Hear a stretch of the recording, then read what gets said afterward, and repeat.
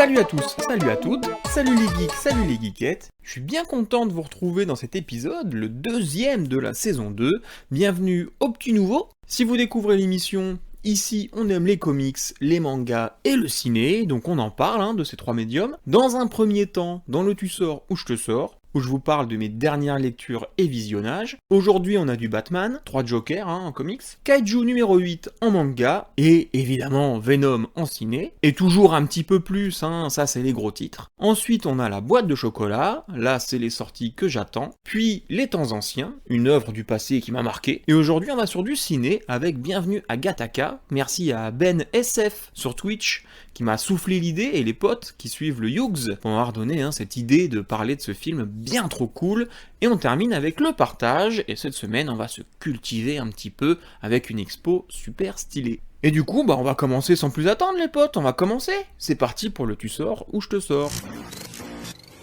Tu sors ou je te sors, mais faut prendre une décision.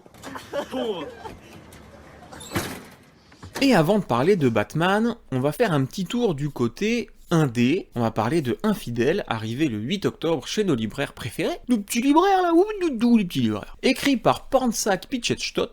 Je suis désolé, vous connaissez ma passion pour les noms, et Pichetshot, je sais pas comment on le prononce, est dessiné par Aaron Campbell, c'est quand même vachement plus simple à dire. C'est paru chez Vertigo, normal puisque Pornsak était éditeur chez eux, il nous avait dégoté le petit Sweet Tooth par exemple, et maintenant il s'essaye à l'écriture avec Infidèle, et le prochain, The Good Asian, qui vient de sortir aux États-Unis d'Amérique.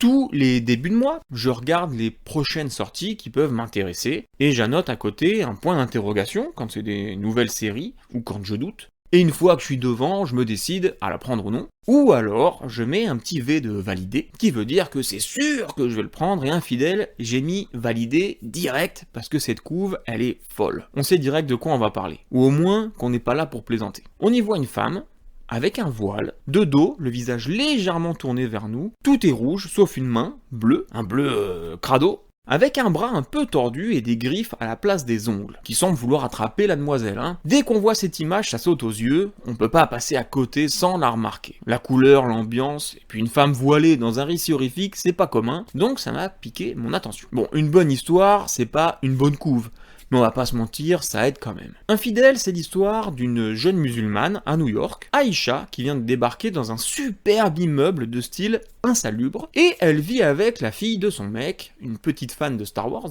son mec donc, Tom, et sa belle-maman, Leslie. Sa famille à elle, on comprend vite que ils l'ont rejetée, alors elle essaye de se recréer sa propre famille, et elle fait des efforts pour s'entendre avec la belle Doche. Sauf qu'Aïcha, elle a des visions assez fortes et franchement pas agréables, et ça dès les premières pages. Au début, c'est la nuit, pendant qu'elle rêve, puis pas que, et c'est de plus en plus compliqué pour elle de vivre avec ça, surtout quand on ne sait plus où se trouve la frontière entre la réalité et l'horreur de ces êtres infâmes qu'elle voit. Quelle énergie utilise-t-il pour devenir aussi imposant dans sa vie ? C'est bien la question. Est-ce que c'est sa peur à elle, ou est-ce que c'est les amalgames et la haine qui en découle que les gens qui l'entourent ont à son encontre? Après tout, cet immeuble a subi des dégâts à cause de terroristes. Alors forcément, si on ne doit pas faire confiance à quelqu'un, c'est bien la nénette avec le voile. C'est vrai que c'est quand même pas tout le temps qu'on voit ça, même si au Cinoche on a eu des choses depuis Get Out, comme His House, bon c'était en VOD mais ça compte, ou Antebellum, qui même si raté, prenait la parole sur autre chose que des ados qui courent et se font trancher la gorge dans les bois quoi. On a commencé à voir des récits d'horreur qui traitaient aussi de racisme, d'acceptation forcément, ou des sujets sociétals plus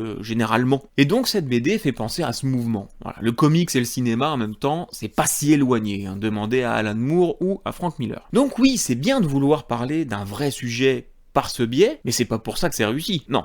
C'est réussi parce que c'est réaliste, que les personnages, tous les personnages sans exception sont justes, que les situations sont connues et que ça traite de la peur de l'autre, en plus de parler de la peur surnaturelle. Du coup, on sait pas trop si les deux sont liés, et c'est ça qui fait tout le sel de cette BD. Ça parle de la peur de soi-même aussi. Vous voyez, moi, souvent quand je me regarde dans le miroir, j'ai peur de moi-même. Déjà parce que je perds mes cheveux, et que j'ai très peur d'en perdre encore plus si il m'en reste plus beaucoup. Croyez-moi, ça fait peur. Et là, elle perd pas ses cheveux, mais elle voit des fantômes. Alors forcément, elle a peur aussi, je peux comprendre. Bon, c'est pas aussi effrayant que de perdre ses cheveux, mais je me livre peut-être un petit peu trop dans ce podcast. Je vais revenir au comics tout de suite. On sent que le contexte est lourd, ça y va avec des gros sabots, mais en même temps un immeuble qui pète à cause d'une bombe, c'est pas invraisemblable, surtout à New York, et on sait que les préjugés arrivent vite, on connaît. C'est puissant dès le début, et le récit est puissant parce qu'il est accompagné par des dessins hyper efficaces. Aaron Campbell est pourtant pas très familiarisé avec les dessins de ce style, mais j'ai l'impression qu'il a pris son pied à faire de l'horreur parce qu'il y est pas allé de main morte,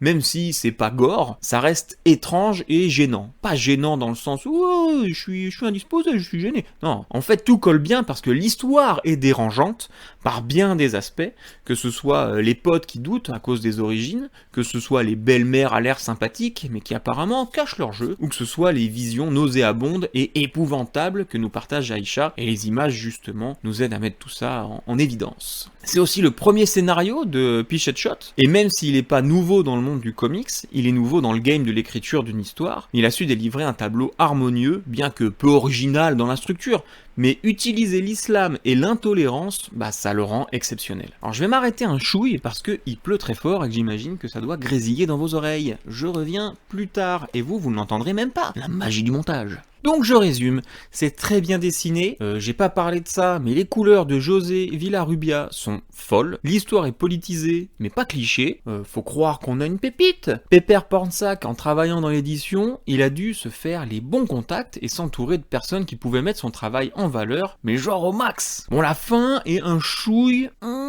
pas bâclé, mais rapide. Je peux pas dire que ça m'a laissé sur ma faim, donc c'est plutôt cool, mais je sais pas. J'imagine pas mieux, donc je sais plus quoi dire, voilà. Ça reste une de mes meilleures lectures de 2021, donc je vais aller sur un 4,5 sur 5, juste à cause de la fin et de mon problème de chipotage à la con. Lisez Infidèle, franchement ça claque. Allez, on passe à l'ami Batou avec le très décrié 3 Jokers. Personne ne l'aime ce comics apparemment, alors voyons pourquoi et surtout si ça vaut le coup de le lire ou non. 3 Jokers, c'est de Jeff Jones, dessiné par Fabok et mis en couleur par Brad Anderson.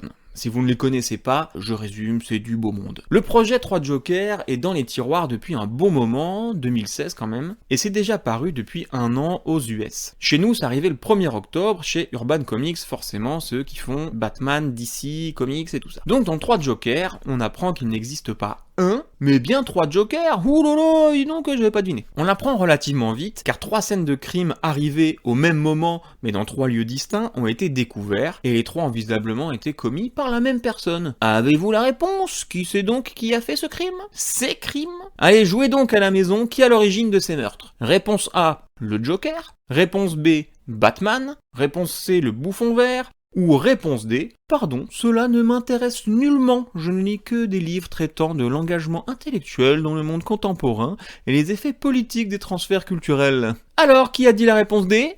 Oui, toi là, c'est ton dernier mot? Tu peux écouter le reste du podcast, mais visiblement, tu n'es pas au bon endroit. Il s'agissait bien évidemment de la réponse A, le Joker. Enfin, les Jokers du coup. En gros, ils sont la figure d'une époque, je reviendrai sûrement là-dessus plus tard. Donc on a le criminel, le clown et le comique. On sait pas trop pourquoi, et a-t-on vraiment besoin de savoir? C'est Batgirl et Red Hood qui accompagnent Batou pour mener l'enquête, et tenter de découvrir quel Joker est le bon, enfin l'original, si il y en a un. Alors c'est sûr que si vous n'êtes pas familiarisé avec Batman, vous passerez à côté de pas mal de choses. Les premières cases faisant directement référence à d'autres comics bien plus vieux. Ça se lit quand même, mais bon, ça n'aura pas trop de sens, et surtout, vous manquerez les refs, et le pourquoi on a ces personnages. Donc, si vous êtes chaud, mais que vous connaissez mal la chauve-souris, lisez Killing Joke, et Un deuil dans la famille, et peut-être Year One, ça vous aidera. Bon, je vais faire comme si tout le monde connaissait la mythologie Batman, un tant soit peu. Sinon, on s'en sortira pas, les potes. Donc, dans les premières pages, on voit nos 3 héros se souvenir de leur rencontre avec le Joker.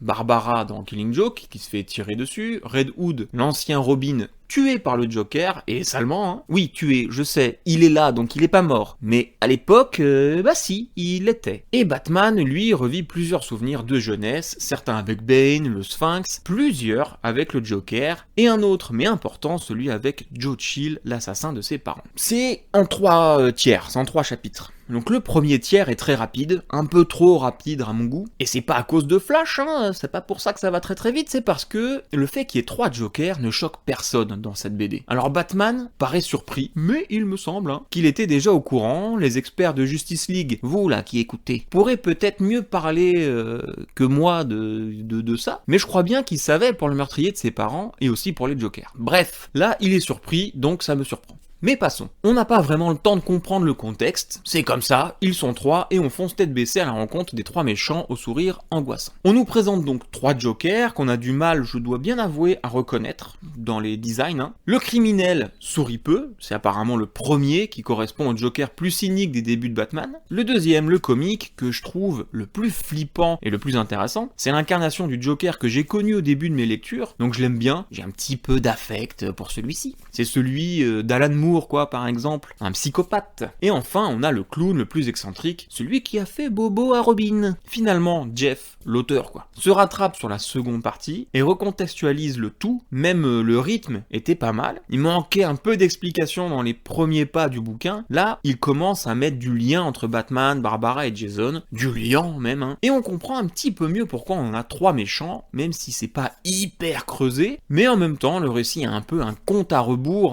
on n'a pas le temps de se poser trop de questions, faut que tout aille vite. Finalement, le dernier tiers annonce un rebondissement plutôt inattendu, que j'ai apprécié, mettant en scène Joe Chill. J'en dis pas plus, mais j'ai trouvé ça subtil et j'ai adoré parce que justement, depuis le début de cette lecture, il y a rien qui est subtil, ni vraiment humanisé d'ailleurs. C'était une course suffocante pour arriver jusqu'ici, et même si on reste en apnée dans ce dernier tiers, ça permet de ne pas avoir juste un récit survolté. Non, ça va plus loin, aussi bien concernant Batman que les plans des Jokers, qui finalement ont un sens. Et justement, dans les 2 premiers chapitres, Batman, je le trouve un peu effacé, et c'est bien ce dernier moment qui permet de ne pas avoir un truc anodin qu'on oubliera d'un claquement de doigts. J'ai discuté un petit peu avec des potes qui sont moins enthousiastes que moi, et ce qui revient à chaque fois, c'est qu'ils sont dégoûtés qu'on ait touché à Killing Joke, parce que oui, ça remet un peu en cause ce qui s'est produit dedans. Maintenant, Killing Joke, ça a 30 ans, fallait bien que ça arrive, et franchement, ça change rien à Killing Joke. Killing Joke, ça restera dans les tops des histoires de Batou. En fait, j'ai pas trop compris ce qui dérangeait dans 3 Jokers. Pour moi, c'était plus une simple référence, voire même un hommage et une excuse pour revenir sur ce chef-d'œuvre. Alors oui, c'est peut-être un peu maladroit, mais ça mérite pas qu'on s'y attarde autant, ou qu'on tape dessus comme ça a été fait. Et l'autre chose que j'ai cru comprendre, c'est que beaucoup attendaient un truc complètement révolutionnaire. Alors maintenant, faut dire que les interviews de Jeff Jones et Jason Fabok, ont pas aidé. Ils se sont plutôt vantés d'avoir fait une fin qui changeait tout dans l'univers du Chevalier Noir, alors que non, pas du tout. Limite la fin du comics, ça nous dit, voilà, vous avez lu une histoire que si vous l'aviez pas lue, rien n'aurait changé pour personne. Enfin non, c'est pas vrai, parce que Red Hood, finalement, pour lui, je pense que il a été impacté par cette histoire. Par contre, Batman et Batgirl, bof. J'ai adoré voir tout plein de refs sur les différentes époques du Joker, et j'ai plus pris ça comme un témoignage de l'adoration des auteurs pour lui, et donc un hommage aux différents artistes ayant déjà œuvré sur les plus grands récits concernant le Joker. En témoignent d'ailleurs les dessins de Fabok, qui reprend carrément des scènes des BD antérieures. Je trouve ça trop cool. D'ailleurs, en parlant de Fabok, il est très chaud. Franchement, les dessins sont hyper stylés, et les couleurs de Anderson vont parfaitement avec, sont bien trouvées, rien à dire de ce côté, c'est très joli. Si vous voulez, il existe plusieurs couves.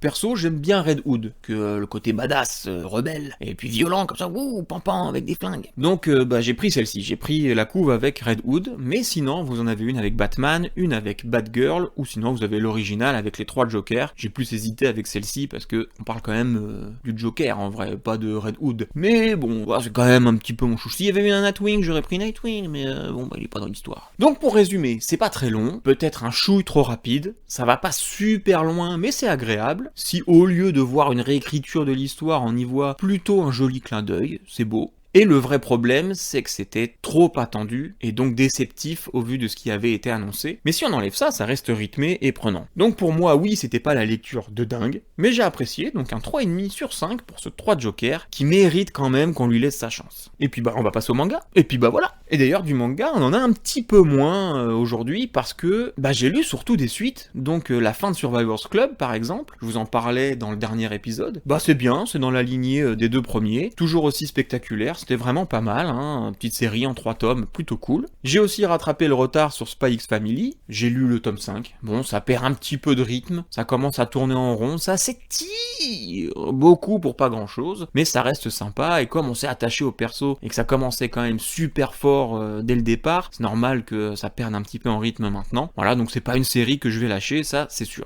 Du coup, bah il reste un seul titre, sur lequel je pouvais pas passer à côté, vous l'avez j'imagine déjà vu, peut-être même lu, mais si vous aimez les mangas, c'est certain que le nom vous est pas inconnu, puisque j'ai lu le fameux Kaiju numéro 8. En même temps, c'était dans le titre, hein. Enfin en tout cas dans ma présentation. Avec tous les sbroufs qu'il y a eu autour, je me suis dit que ça méritait que je m'y intéresse. J'avais déjà lu le premier chapitre, parce que Kazé l'avait mis dans un tome de Machol, et ça m'avait bien plu. Ensuite on a eu le droit à une tour à BNF, avec un Kaiju énorme sur la devanture, donc tu te dis que s'ils mettent autant le paquet, c'est certainement pas pour rien. Matsumoto Naoya, qui avait fait Pochikulo, et pas grand chose de plus, hein, ce mangaka il est pas très prolifique, bah il doit être bien content parce que Kaiju numéro 8, ou Kaiju Hachigo au Japon, bah c'est un énorme succès. En France, meilleur lancement ever, 250 000, 2500, 250 000 exemplaires en une semaine, donc ça va, hein, il est bien. Et déjà avant ça, c'était un succès sur Shonen Jump Plus, et un succès sur les sorties au Japon, quand c'est sorti en papier. C'est le manga qui a atteint le million d'exemplaires écoulés le plus rapidement, voilà, pour un mec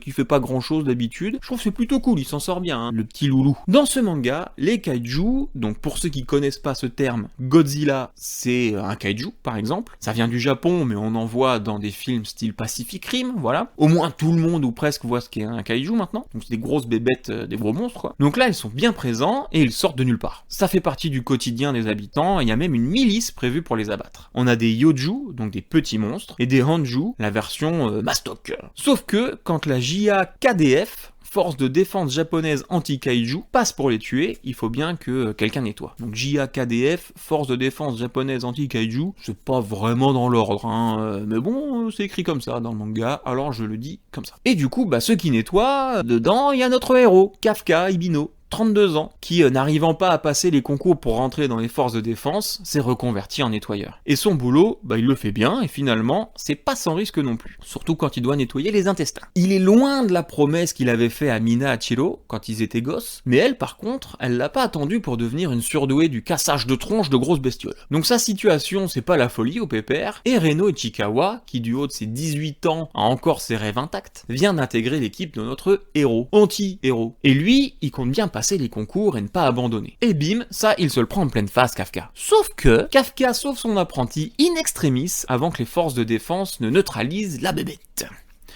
Une fois à l'hosto, oui parce qu'ils arrivent à l'hosto, hein, imaginez bien qu'ils s'en sortent pas forcément indemnes. Le petit jeune pousse Kafka à retenter de passer les concours, puis il se dit quand même ouais c'est peut-être pas une mauvaise idée. Sauf que on ne sait pas trop pourquoi, on voit une petite bestiole, enfin petite pour un kaiju, hein, on va dire, ça a la taille d'un bon rat quand même, un bon rat volant, qui rentre dans la bouche du protagoniste, et à cause de ça, il se transforme en une sorte d'homme kaiju. Les médias l'appellent le kaiju numéro 8, et c'est en essayant de cacher son secret qu'ils vont passer les concours, et évidemment, ça va pas se passer comme prévu, vous imaginez bien. C'est un shonen, la trame est classique, ça pose les bases rapidement, mais c'est bien fait, le héros est marrant, et son nouveau pouvoir amène à des séquences plutôt sympas, quand il galère à se maîtriser, surtout lors des épreuves. Mais l'action est bien aussi, c'est vif et rythmé, et l'originalité du récit se fait surtout dans l'âge du héros, qui a 32 ans, ne l'oublions pas, et qui côtoie des plus jeunes. Alors du coup, il a des avantages, mais il y a aussi des inconvénients. Par exemple, il a l'expérience, mais il a plus autant de physique. Bon, bah maintenant, il est quand même mi-kaiju, donc ça va changer pas mal pour lui, j'imagine. Mais c'est stylé, un héros plus âgé, ça change des shonen habituels, et il veut cacher ses facultés pour ne pas tricher, donc finalement, il se sert pas de son nouveau pouvoir pour passer les concours.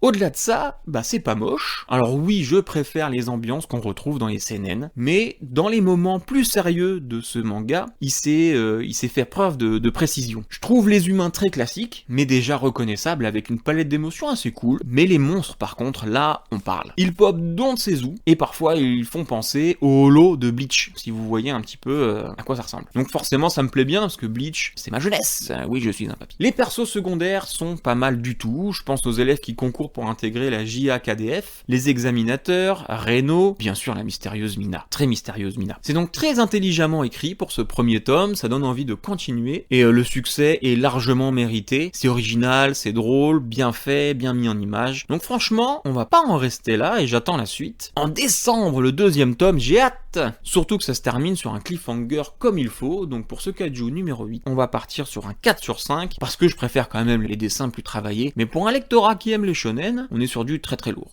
Et direction le cinéma, les Geekouniou, j'aurais bien eu envie de vous parler de Candyman, mais bon, il est sur la fin en salle. Faut dire qu'il est sorti le 29 septembre.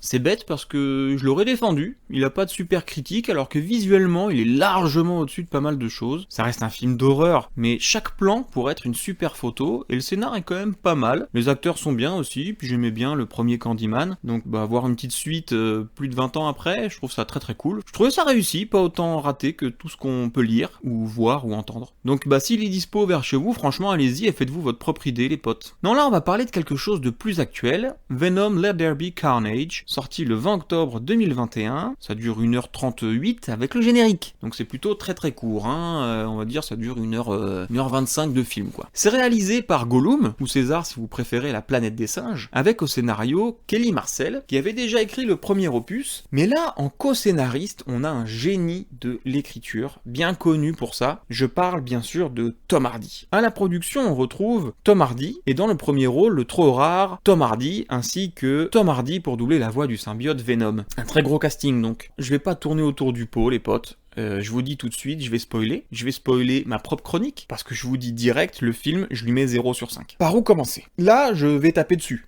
Donc pour ceux qui l'ont vu, j'imagine que ça fera du bien d'entendre quelqu'un se défouler. Et si vous vouliez le voir, au moins vous saurez pourquoi c'est la pire des idées, à moins que vous soyez sadomaso. Alors le film, c'est Eddie Brock et son petit ami, Venom, qui vivent ensemble dans le même corps et dans le même appartement, qui s'engueulent, mais vraiment, c'est vraiment ça, c'est une histoire de couple. Et dans le paysage, il y a un autre couple, Cletus Kasady, mal interprété par Woody Harrelson, et Shriek, mal interprété par Naomi Harris. Shriek, ou Frances de son prénom, a rencontré le gentil Cletus dans une maison de correction et ils sont amoureux. Mais comme elle a le pouvoir, très utile dans le film, de crier très fort, ce qui, dès le début, donne une idée de la fin, puisque je vous le rappelle, les symbiotes sont faibles face au feu et au son un peu trop fort. Ouh là là, comme c'est bien mené. Et ils sont séparés et elle est emmenée à Ravencroft, l'équivalent d'Arkham version Marvel pour ceux qui ont la référence. Sauf que elle est laissée pour morte quand elle a essayé de briser le tympan du seul mec qui la surveille dans le fourgon de police, qui n'a pas les oreilles protégées, alors qu'ils sont venus la prendre en connaissant son pouvoir. Mais bon, faut croire que les bonnes idées n'existent pas dans cet univers. Et le petit agent de police, il lui tire dessus. Oh bah alors! Entre-temps, Cletus devient un tueur, et oh bah alors! Il est dans le couloir de la mort. Son dernier souhait parlait à Eddie Brock. De son côté, Eddie et Venom font ce qu'ils peuvent pour vivre ensemble, mais c'est pas facile la vie à deux. Et Venom veut manger des cerveaux, et pas ceux de ses poulets, parce qu'ils ont des poulets chez eux, Sonny and Cher, et c'est vraiment pas très marrant en plus. Hahaha, super, j'adore ce film. Mais comme son amoureux, il lui demande de pas manger de cerveau humain, et bah Venom il obéit. Voilà, il mange du chocolat du coup, parce qu'apparemment il y a la même substance que ce qu'on peut retrouver dans le cerveau, donc il mange du chocolat. Et puis Eddie va voir Cletus à la prison, dans l'espoir de choper un bon papier, parce que rappelons-le, à la base il est journaliste. Il se fait mordre par Cletus, qui goûte son sang, et oh bah dis donc c'est génial, c'est bien écrit. En partant, Eddie et Venom regardent la chambre du détenu, et en rentrant à la maison, c'est Venom qui n'est pas journaliste, qui trouve les secrets que cachait Cletus. Donc vraiment ça servait à rien qu'il soit journaliste. Cletus qui vient de devenir Carnage, grâce au sang d'Eddie, au moment où on allait lui injecter sa dernière dose, pour qu'il quitte ce monde. Et là, wouhouhou, il part en tornade, véritablement, bref, j'y reviendrai peut-être après. Du coup il retrouve sa chair et tendre à Ravencroft. Entre-temps, Eddie et Venom se sont fâchés. Alors Venom, il est parti en boîte de nuit, dire qu'on devrait accepter tout le monde, on devrait s'accepter les uns les autres. Et les gens l'applaudissent. Mais heureusement, il revient vers Eddie grâce à son ex, qui va se marier avec Dan. Voilà, l'ex, c'est Michelle Williams, qui gâche son talent dans ce film pour faire... pour rien faire, en fait. Elle est là, c'est son rôle, elle est là. Venom et Eddie, de nouveau réunis, ils se tapent dans une église contre Carnage et Shriek, mais ça marche moyen entre Carnage Carnage et Shriek finalement. Elle sert à rien à part à crier pour affaiblir Carnage dans le scénario. Donc au moment où Carnage est faible, Venom lui mange la tête. Eddie s'en va, il est sur une plage pour prendre enfin un peu de bon temps avec son petit ami Venom et fin. Voilà, et c'était génial. Là j'ai raconté le film scène par scène, vraiment. Et je suis désolé hein, mais ça vole pas très haut. L'histoire, comme le rôle de Michelle Williams, elle sert à rien l'histoire, il y en a pas en fait, il y a pas d'histoire, c'est le chaos dans ce film. La voix de Venom, elle est à chier, le style de Venom est pire que dans le premier opus qui était déjà pas ouf. Genre on devrait l'avoir amélioré, non, il est moche. Ça essaye d'être drôle, ça l'est jamais. Le duo joué par Tom Hardy et Tom Hardy est clairement nul à chier. Les dialogues, mon dieu, mais que c'est nul! C'est bas de plafond, j'ai jamais vu ça. Franchement, Andy Serkis, si tu m'écoutes, et je me doute que tu m'écoutes, que super connu, Supplément Geek. Pourquoi t'as fait ça? T'avais besoin d'argent, avoue, t'avais besoin de money. Tu voulais essayer des trucs, donc tu t'es servi de Venom pour te faire la main. Je comprends pas, là. Gollum, ça rapporte pas assez au cinéma? Et pareil, Tom, déjà tu joues deux rôles. Tu joues mal deux rôles. Alors pourquoi tu veux écrire? Tu sais pas faire, fais pas. Donne à quelqu'un qui sait et qui connaît le lore de Venom. Toi tu connais pas, t'as pas ouvert un seul comics de ta vie, ou alors c'est encore pire que ce que je pensais si t'en as lu. Cletus, j'ai rien à dire, plus surjoué que dans une pièce de théâtre, et Carnage, il est parfois un peu stylé, mais on comprend rien. Et surtout, depuis quand il tourne très très fort pour faire cette fameuse tornade Carnage? Il tourne pas comme ça, c'est pas Taz, on n'est pas dans un épisode de Taz, c'est pas un cartoon, on est en train de parler de Venom. Normalement, c'est quand même violent, vénère, je sais pas, c'est sombre et tout. Les décors en carton-pâte, et le pire du pire du pire, c'est les vieilles références à des morceaux de musique tout le long du film. Ça sert à rien, c'est pas drôle, c'est mauvais. Genre Venom, il trouve un autre au moment où il quitte Eddie Brock. Il se supporte pas, hein. Et du coup, l'autre qu'il choisit, il a du mal à se lier avec Venom, d'accord? Ils sont pas en symbiose, quoi. Et quand le mec tombe, il dit « Another one bite the dust ». Voilà, « Another one bite the dust ». Ok, merci, c'est cool. C'est nul.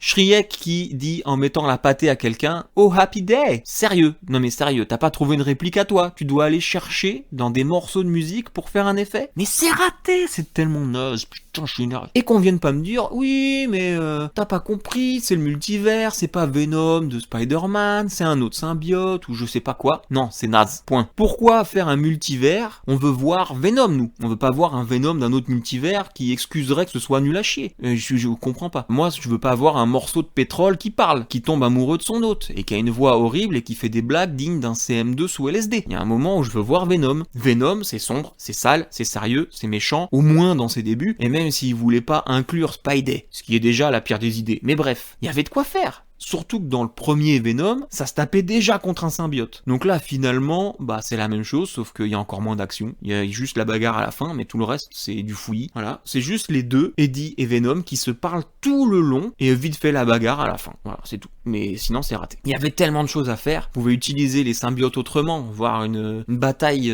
cérébrale plus aboutie, pour se contenir sans en faire une farce. Utiliser des méchants ou d'autres persos de l'univers de Venom, je sais pas moi, il y a Morbius, vous pouvez l'introduire ici, ou Manwolf, le fils de J. Jonah Jameson, le loup-garou là qui n'a pas peur d'affronter les extraterrestres tout visqueux, hein? Ça aurait été cool, plutôt que de revoir un autre symbiote, c'est le même film, en pire. Même si vous aimez pas spécialement le perso, si vous le connaissez pas dans son matériau d'origine, donc le comics, ça reste horrible en fait, parce que les effets ils sont laids, il y a pas de perspective, j'ai vraiment jamais vu ça, ou alors, mais vraiment dans un cartoon, ce que je disais tout à l'heure, mais pas dans un film, et encore moins en 2021, on a de quoi faire des bons effets spéciaux, eux ils ont oublié. Bref, voilà, ça fait du bien, c'était nul, ne le voyez pas, ou alors pour rigoler, mais bon, donnez pas d'argent pour ça, allez voir d'autres films, ce sera forcément mieux que ce truc qui ne fait que descendre la popularité de Tom Hardy, qui lui ne semble pas comprendre ce qu'il fait, du personnage aussi emblématique qu'est Venom. Ah mais j'allais oublier, la scène post-crédit, tout le monde ne parle que de ça.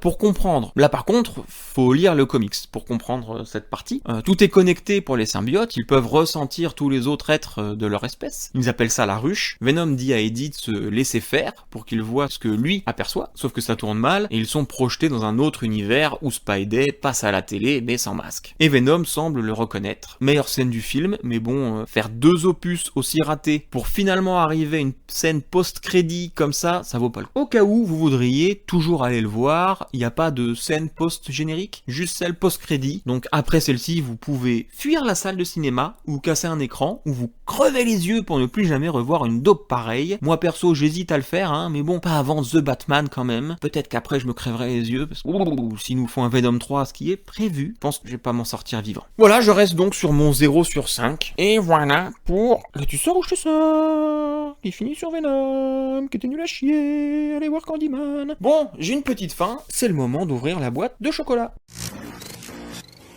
Maman disait toujours, la vie c'est comme une boîte de chocolat. On ne sait jamais sur quoi on va tomber. Et aujourd'hui, dans la boîte de chocolat, on retrouve des souris. Bah ouais, elles traînent partout, ces petites bêtes, même dans les pages des comics. Le 10 novembre, on va pouvoir lire Scurry, tome 1. À la base, c'était un webcomic de Max Smith, puis grâce à un Kickstarter, il est paru aux US en physique, et va arriver chez nous grâce à Delcourt. Et je m'arrête une nouvelle fois parce qu'il repleut très fort, et que j'ai pas envie que vous l'entendiez, mais ça ne s'entendra pas grâce à la magie du montage, et là c'est le pchit du Perrier.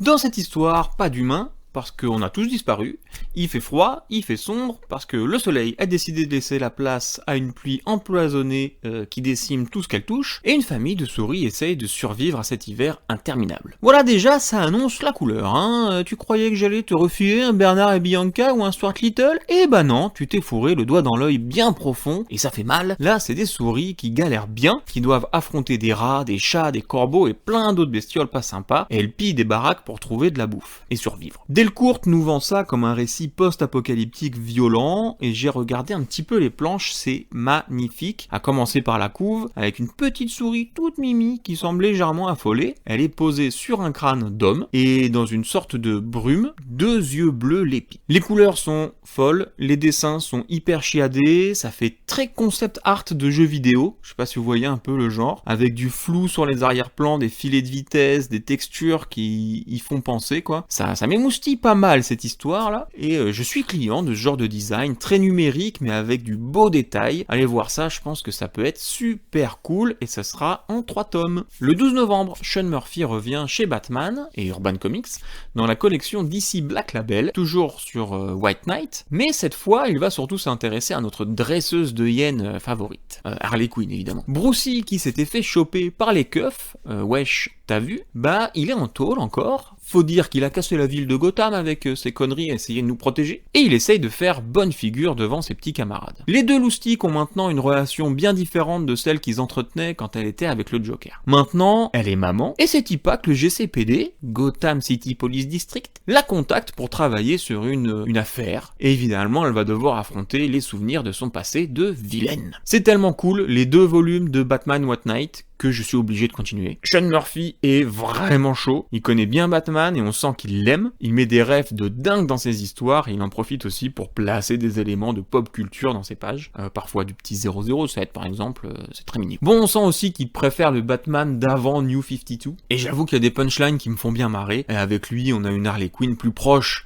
de la proposition originale du perso, celle de Paul Dini, Bruce Timm. En plus, si je me trompe pas, on devrait avoir 10 pages de Harley Quinn Black, White and Red, réalisées par la même équipe. Je suis vraiment à fond. Un manga, ou plutôt en manhwa du coup, puisqu'on a un nouveau webtoon coréen qui va être publié. C'est comme souvent K-Books qui va le faire, une filiale de Delcourt, hein.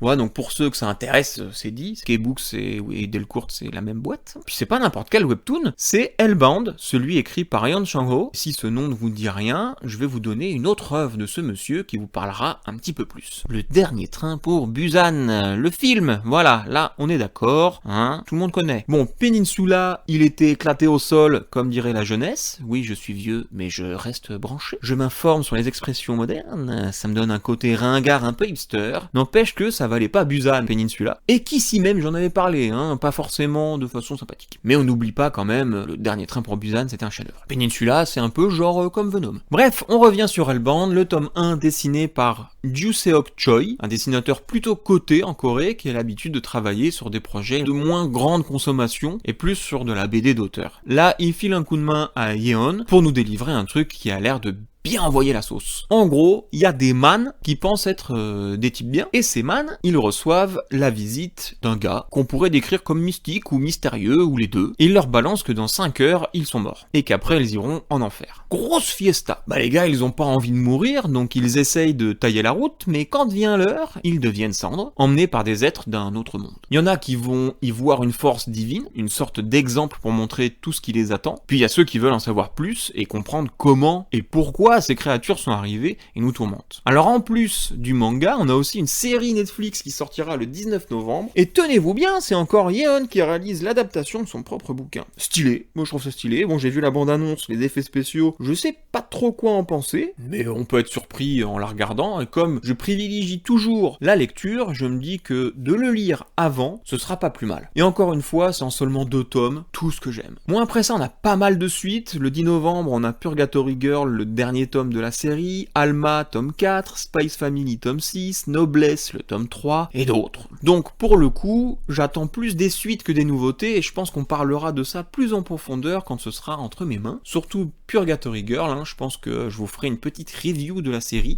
parce que jusque là c'est quand même hyper prenant, et c'est à mon sens une des meilleures découvertes de l'année. Et on en a des choses à faire le 10 novembre, hein, parce que au ciné, il y a le prochain, le 39e film réalisé par Clint Eastwood, Cry Macho, avec Clint Bois de l'Est, et Dwight Yoakam, moins connu lui, mais qu'on avait pu voir il y a quelques années dans Panic Room par exemple de Fincher. En vrai, il est plus célèbre pour être chanteur de country, le bonhomme, mais en France, comme on n'écoute pas trop de country, ça s'exporte pas vraiment, je pense que Fincher vous parlera plus. Dans ce film, Mike, un ancien champion de rodéo qui vit au Texas, se voit confier une mission par son ancien patron, un homme d'affaires qui gère un joli ranch, et cette mission, après l'avoir refusée, le petit papy Mikey, qui a pas une vie de ouf ces derniers temps, comprend qu'il est forcé d'accepter, bien qu'il ne soit pas le plus qualifié. C'est un papy, je vous le rappelle. Il doit alors se rendre au Mexique pour ramener le fils de monsieur Big Ranch. Le périple qu'il s'apprête à faire lui fera remonter la pente, mais ça va pas être de tout repos, surtout que le petit Raffo n'a confiance en personne. Comme souvent avec Clint, ça a l'air d'être dur sentimentalement, ça prend des coups, pas forcément physiquement, si, mais pas que, et au fond, les gros durs à l'intérieur, c'est des jolis petits caramels mous. Visuellement, ça me semble plutôt réussi, en tout cas, ce que la bande-annonce montre me donne envie. L'aridité du Texas, les couleurs du Mexique, ça transpire, c'est sombre, c'est chaud, c'est grave, et puis franchement, Clint, c'est rare que ses films soient mauvais, y a pas que des chefs-d'œuvre, attention, c'est pas ce que je dis, mais c'est jamais naze. En plus, on retrouve Nick Schenk,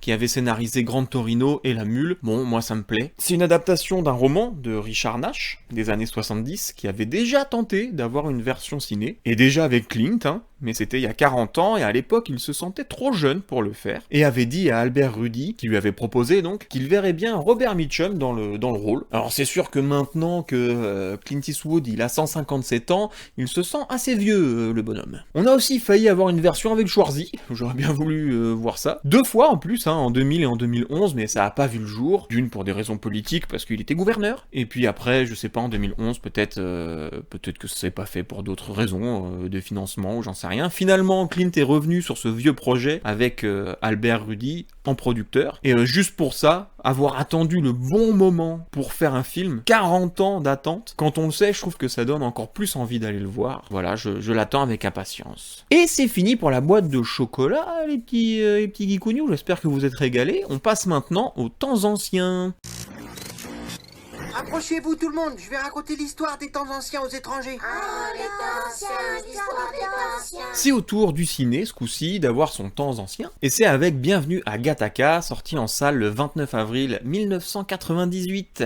Un chouille après, mon petit frère. Coucou Jérôme, je te fais un bisou. Un bon film de SF, Bienvenue à Gattaca, le premier long métrage réalisé et scénarisé par Andrew Niccol. Faut savoir que tous les films qu'il a réalisés, il les a aussi scénarisés, comme Lord of War par exemple. C'est un film avec Ethan Hawke, Uma Thurman et Jude Law, dont ce sera d'ailleurs la première apparition dans un film américain pour notre petite Jude. Je vais tenter de faire un synopsis clair. Gattaca, c'est pas si simple. On est dans un monde qui ne laisse pas de place à l'imperfection, mais un endroit du nom de Gattaca existe. C'est un giga campus où on fait des recherches astronomiques, ou des recherches, mais pour pouvoir y travailler, il faut avoir un génome de grande qualité. Et Jérôme Eugène Moreau, travaille sur la trajectoire de sa navette. Il est assidu, sérieux, et les les règles sont toutes suivies à la lettre. Bon, il a quand même des vues sur la jolie nénette qui bosse avec lui, hein, Irène, jouée par Uma Thurman. Sauf que Jérôme Eugène Moreau, bah c'est pas lui. Le vrai Jérôme, joué par Jude Law, avait tout pour être le meilleur, sauf que, et bim, un accident, et c'est le fauteuil. Fin de carrière, plus de rêve, il aide Vincent Freeman, campé par Ethan Hawke, donc le faux Jérôme, qui lui n'a pas un ADN génétiquement modifié, et donc pas de dingue. Il a pas accès aux mêmes privilèges du coup, il a toujours fantasmé d'entreprendre un voyage pour l'espace, et ils vont alors s'entraider pour satisfaire les envies de chacun, même si pour ça ils doivent enfreindre les règles de Gattaca. Il y a un meurtre dans les locaux, une enquête du FBI, et c'est tout leur plan qui est mis à mal. Comment vont-ils s'en sortir? Bah regardez le film, vous saurez. Et pourquoi le regarder ce film alors, au-delà d'un script alléchant, sachant qu'un film qui a plus de 20 ans, ça peut rebuter pas mal de monde. Déjà Gattaca a super bien vieilli. Et franchement, je le trouve encore d'actualité. Bon, c'est sûr que de voir Ethan Hawke, Uma Thurman et Jude Law à 25 ans, ça fait un truc. Mais en dehors d'eux, les décors sont tellement aseptisés, comme le veut la société dépeinte dans le film, que ça donne un côté intemporel. Même les voitures, je trouve que ça passe bien. La photographie est dingue. Premier point pour ce film. Autre point, faut le voir pour Ethan Hawke et Jude Law. Leur relation est folle. Bien plus que celle avec Uma Thurman, une histoire d'amour est secondaire finalement, elle appuie l'insertion du faux Jérôme dans ce milieu plus que fermé, alors que Jérôme, du coup, c'est génial. Jude Law en fauteuil, dépressif, qui donne son ADN pour voir son propre rêve réalisé par un autre, parce que lui peut plus le faire. Et Ethan qui est au cœur de l'action, qui reçoit tellement alors qu'il était censé être déficient. Voilà, les deux sont magnifiques, Jude Law avait tout approuvé, hein. Bah il l'a fait, et c'est vraiment très très très cool. Et puis ce film, je vous disais qu'il était d'actualité, bah oui, aujourd'hui, avec nos amis Elon Musk et Jeff Bezos, on voit bien qu'on n'a jamais été aussi proche des scénarios de films de science-fiction, et même pire, puisque la recherche génétique va dans ce sens. On recherche comment modifier le génome pour avoir des enfants parfaits. Aux États-Unis, il y a même des entreprises qui nous permettent de choisir des embryons pour être sûr d'avoir un bébé sans maladie. Est-ce que c'est vraiment le fruit de l'amour? Je dis pas que c'est mauvais, hein, je dis pas que c'est une mauvaise chose. Connaît les dérives de l'humain? Je pense qu'on ne sait pas vraiment s'arrêter. Alors le fond du film, qui est clairement une dystopie eugéniste, hein, qui nous dit finalement qu'on pourra quand même tromper notre monde si on veut atteindre ses objectifs, et si on est déterminé, et si on rencontre la bonne personne, et beaucoup de si, mais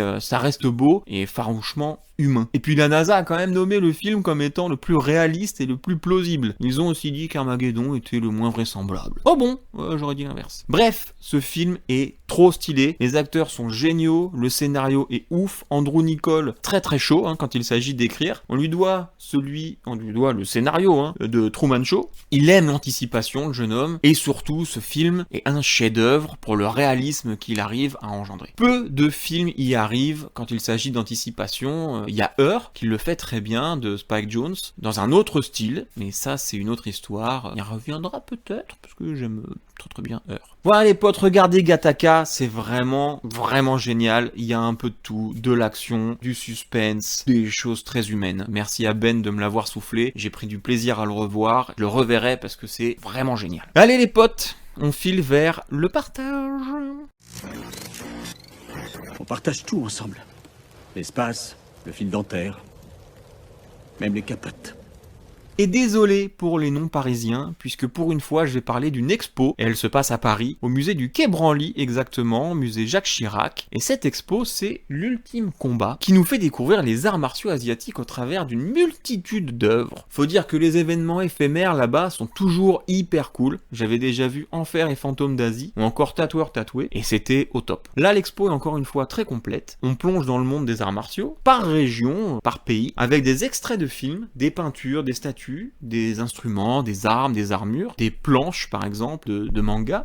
Tout ça bien mis en scène, les œuvres sont mises en valeur, et au fil du parcours on découvre les origines des différentes disciplines et comment on les a utilisées ou représentées, que ce soit dans le cinéma, dans les mangas, dans les temples ou dans les tableaux, dans la culture populaire. Ici, on a déjà parlé de Wukong ou même de Lady Snowblood par exemple, vous les retrouverez là-bas comme d'autres divinités ou figures emblématiques. évidemment Bruce Lee, avec une installation vraiment cool qui lui est consacrée. Du coup, on va de la Chine au Japon, en passant par l'Inde, on traverse plusieurs époques, par différentes représentations contemporaines ou non, entre le but premier des disciplines et la façon d'aborder les arts martiaux aujourd'hui, il y a vraiment un monde, et je trouve que l'exposition arrive à représenter tout ça, c'est très très fort. Donc si vous aimez le kung-fu, le judo, les films de baston asiatiques, ou simplement la culture, qu'elles viennent d'Asie ou non, ça vaut franchement le coup d'y aller, surtout que c'est pas excessif, 12 € en plein tarif, avec l'accès à la collection permanente en prime. Ça vaut le coup, c'est arrivé le 28 septembre, et ça sera jusqu'au 16 janvier 2022. Voilà les potes, on arrive à la fin de cet épisode. Vous pouvez échanger en commentaire sur YouTube ou sur Insta, sur tous les sujets que je viens de vous partager. Je suis curieux d'avoir vos avis. Abonnez-vous sur Spotify, Deezer, etc. Laissez des coms, des étoiles sur iTunes, ou le pouce en l'air sur YouTube. Puis parlez-en autour de vous, ça donne toujours de la force. Et sur ce, mes petits geeks et mes petites geekettes, ou mes petits geeks et mes petites geekettes, tout mignons comme ça. Je vous fais des gros bisous, je vous souhaite de bonnes lectures et de bons visionnages. Hasta la vista, baby.